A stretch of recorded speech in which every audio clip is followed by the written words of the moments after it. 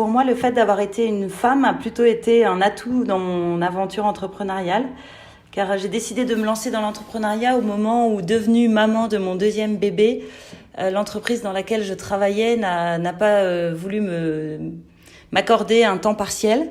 Et j'avais vraiment la volonté de concilier vie professionnelle et familiale. Et c'est la raison pour laquelle j'ai démissionné et je me suis mis en quête d'une bonne idée qui corresponde à mes envies, à mes talents. Et c'est à ce moment-là que j'ai eu cette idée d'une boutique en ligne de bijoux personnalisés, gravés à la main. Je pense que les femmes peuvent capitaliser sur plein de qualités qui sont, je pense, peut-être un peu plus développées chez les femmes. Je dirais peut-être le multitasking, d'être capable de jongler. On a l'habitude en tant que maman de jongler entre les emplois du temps des uns et des autres, les activités extrascolaires, etc. Donc voilà, dans l'entreprise, on a cette capacité, je pense, à gérer plusieurs projets à la fois. Les femmes ont aussi des capacités de créativité, il me semble. En tout cas, moi, dans mon business, voilà, nous gravons à la main, nous assemblons des bijoux. Voilà, nos produits sont des produits quasiment exclusivement féminins. Donc voilà, le fait d'être moi-même une maman et moi-même une femme me permet de m'adresser à mes clientes en les connaissant bien. Chez Merci Maman, on a comme mission de vraiment célébrer la maternité. En anglais, ça sonne peut-être mieux qu'en français. On dit Celebrate Motherhood. Donc c'est vraiment l'idée de mettre en avant le lien qui unit la femme et la maman à ses enfants, notamment à travers Instagram. Par exemple, on ne poste pas uniquement des photos de nos produits, mais on essaye vraiment de raconter une histoire, l'histoire du lien si particulier qui unit une maman à son enfant. Et il suffit d'entendre le nom de notre société, Merci Maman, pour comprendre quelle est notre mission. On a tendance à dire qu'il y a plus d'hommes entrepreneurs que de femmes entrepreneurs. Moi, je trouve qu'autour de moi, il y a quand même une belle communauté de mum-preneuses. Alors peut-être que les femmes sont peut-être un tout petit peu moins audacieuses, elles ont un peu moins confiance en elles que les hommes.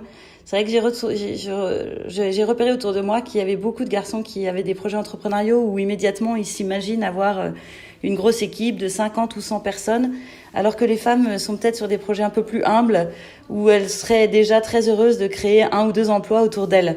Moi, je ne peux que recommander à des jeunes femmes entrepreneurs, j'en mentor pas mal. Souvent, je leur dis de justement se faire accompagner pour gagner en confiance en soi. Un mentor peut être la solution, ça peut être autre chose, ça peut être des personnes de leur entourage capables de parler de temps en temps avec elles.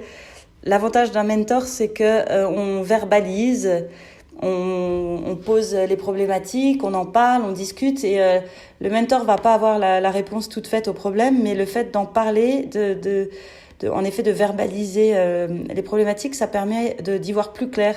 C'est la difficulté de l'entrepreneur qui parfois est tout seul et c'est toujours bien d'avoir quelqu'un pour en ping-pong challenger les idées et décider ensuite de quelle est la meilleure route à suivre. Moi, le fait d'être une maman a été un atout aussi dans la mesure où, comme je disposais d'un temps réduit, parce que j'avais fait le choix d'être présente à mes enfants et j'avais envie d'être là à la sortie de l'école, donc j'ai toujours eu des journées assez courtes, de 9h à 15h30 ou en Angleterre et 16h30 maintenant que j'habite à Lyon. En fait, ça m'a obligée à déléguer et à m'entourer de talents, à faire grandir ces personnes autour de moi petit à petit pour justement toujours dégager du temps dans mes journées. Et ça, je pense que c'est vraiment une leçon ou un conseil que je peux donner à des entrepreneurs, c'est de ne pas hésiter à s'entourer de talents. Moi, j'ai embauché la première personne de Merci Maman au moment où j'ai été enceinte de mon 3e bébé.